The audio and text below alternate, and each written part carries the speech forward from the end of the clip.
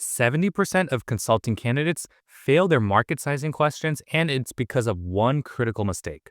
I'm about to show you the exact framework that got me hired at Bain, and it takes 5 minutes to learn. By the end of this video, you'll be able to solve any market sizing question, from how many iPhones are sold in China to what's the market for dog food in Texas. And I'm going to prove it by solving 2 examples live right in front of you. But first, what even is market sizing, and why will it make or break your interviews? Market sizing equals estimating annual spending on a product or service. That's it. When McKinsey asks, what's the market size for toothbrushes, they want to know the total dollars spent per year, not units, not monthly, annual dollars.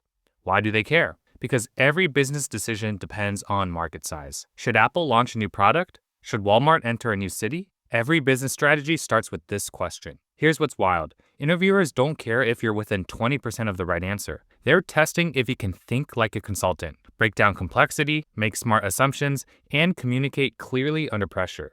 And here's the part most people don't get. There's a proven system that works for every market sizing question. Once you learn it, you'll never struggle again. Let me show you.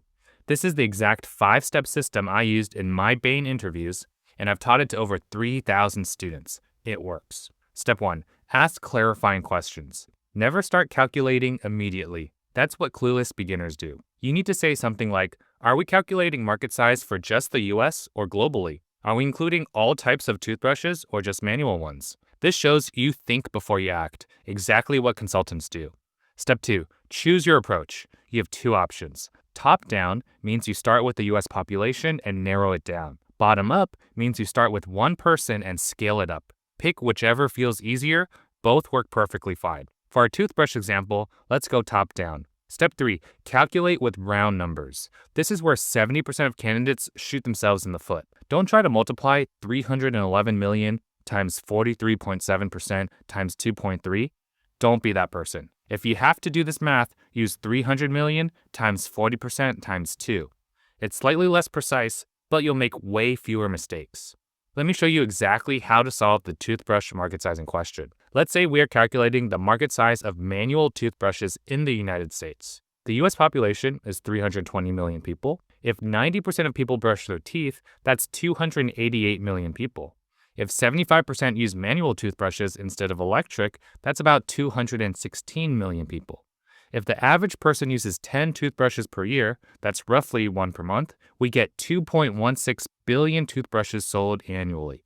If the average toothbrush costs $2, that's 2.16 billion times $2. So, the market size for toothbrushes in the United States is approximately 4.32 billion. How long did it take to calculate that? About 60 seconds. Step 4. Sanity check your answer. Does 4.32 billion actually make sense?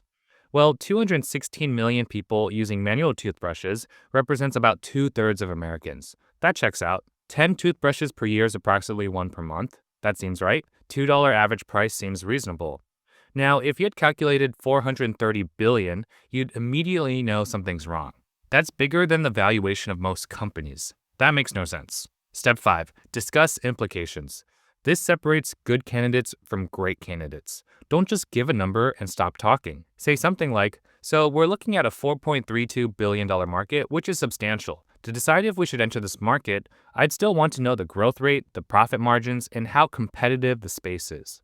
You just showed strategic thinking, not just calculation ability. Okay, so you have the framework, but watch this. I'm about to show you the 3 mistakes that will destroy your interview, even if you memorize every single step I just taught you. These are the 3 fatal mistakes, and here's how to avoid them. Mistake number 1, starting without structure. Here's what a bad candidate does. They hear the question and immediately start throwing out random numbers and calculations. Here's what a good candidate does. They say, here's my approach. I'm going to start with the US population, then estimate the percentage that brush their teeth, then estimate the percentage that use manual toothbrushes, then estimate purchase frequency, and then calculate dollar value. Does that make sense? Then they wait for the interviewer to approve before calculating anything. Always get approval on your approach before you start doing any math. Mistake number 2, using overly precise numbers. Don't multiply 328 million times 43.7% times 2.3 purchases. Instead, use 300 million times 40% times 2 purchases. Your interviewer cares about your logic and your thinking process, not whether you got the decimal points exactly right. A well-reasoned, rounded estimate is infinitely better than a poorly explained, super precise estimate where you made 3 calculation errors along the way. Mistake number 3, calculating silently in your head. If you do all your math mentally and just announce 4.32 billion, your interviewer has absolutely no idea how you got there. You need to talk through everything. Say things like, I'm assuming 90% of people brush their teeth because we need to exclude babies who don't have teeth yet and people who don't maintain dental hygiene. Even if your assumption is slightly off, your interviewer can course correct you if they understand your reasoning. But if you just announce random numbers, they have no clue what's happening in your head. These 3 mistakes kill more candidates than anything else in market sizing questions. Now you know what not to do. But here are 3 insider tactics that make these questions stupidly easy. Tactic number 1, memorize these key numbers. US population, 320 million. Global population, 8 billion. US household size, 2.5 people per household. US life expectancy, 80 years. These anchor points will save you 30 seconds on every single market sizing question you encounter. Tactic number 2, segment your population when it matters. For some questions, you need to break down your population into segments that behave differently. Here's an example. If you're estimating the market for video games, age really matters. People aged 0 to 20 years old have high usage. People aged 21 to 40 have medium usage. People aged 41 to 60 have low usage. And people aged 61 to 80 have very low usage. Now, if you're estimating the market for hearing aids, you'd flip it completely. The older segments would have much higher usage. Don't just use the total population for everything. Segment by behavior when the product clearly appeals to different age groups differently. Tactic number 3, remember replacement cycles. This is huge and so many candidates miss it. Just because there are 280 million cars in the United States does not mean 280 million cars are sold every single year. You need to estimate the replacement cycle. If cars last 10 years on average, then only 28 million cars are sold annually. Same thing applies to smartphones. They last about 3 years. Laptops last about 4 years. Toothbrushes last about 1 month. Always ask yourself, how long does this product last before someone needs to buy a new one? Alright, theory is done. Let me prove this framework works with a real example. Watch how fast this goes. Here's the question. What's the market size for smartphone insurance in the United States? I'm going to solve this in real time using the 5-step framework. Step 1, clarify the question. I would say, just to make sure I understand, are we calculating annual revenue from insurance premiums? Are we looking at just smartphones, not tablets? And is this for the entire United States? Let's assume the interviewer says yes to all 3. Step 2, lay out my approach. I'd say, great, here's my approach. I'm going to start with the US population, estimate how many people own smartphones, then estimate what percentage purchase insurance, then calculate the annual cost of insurance. Does that sound good? Wait for approval, then continue. Step 3, calculate using round numbers. The US population is about 320 million people. Let's say 75% of Americans own a smartphone. That's 240 million smartphone owners. Now, not everyone buys insurance for their phone. Let's estimate that 30% of smartphone owners purchase insurance. That feels reasonable.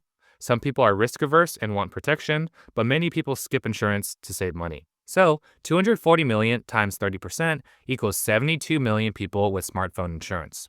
What does smartphone insurance cost per year? I'd estimate around $120 per year, or about $10 per month. 72 million people times $120 per year equals 8.64 billion. The market size for smartphone insurance in the United States is approximately 8.64 billion per year.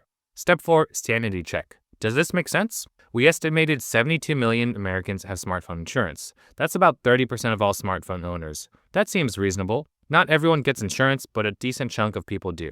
$120 per year seems like a reasonable cost, and 8.64 billion seems like a substantial market, but not unrealistically huge. So yes, this passes the sanity check. Step 5, discuss implications. I'd say, so we're looking at roughly an $8.64 billion market. This seems large enough to be attractive for insurance companies. To make a recommendation about entering this market, I'd want to know, what's the market growth rate? How competitive is the space? What are the profit margins? And are there any major players already dominating the market? The total time to solve that question was about 90 seconds. See how easy this can be? If you can do this, you're ahead of 70% of candidates walking into consulting interviews. But market sizing is just one piece of the puzzle. You also need to master frameworks, case math, business acumen, and delivering a recommendation. That's exactly why I created a free 7-day case interview course, the exact resource I wish I had when I was recruiting. The link is in the description below. With just 5 minutes a day, you can improve your case interview performance by 50% over the course of a week. So, join over 3,000 others that have landed offers at McKinsey, BCG, and Bain, and other top-tier consulting firms.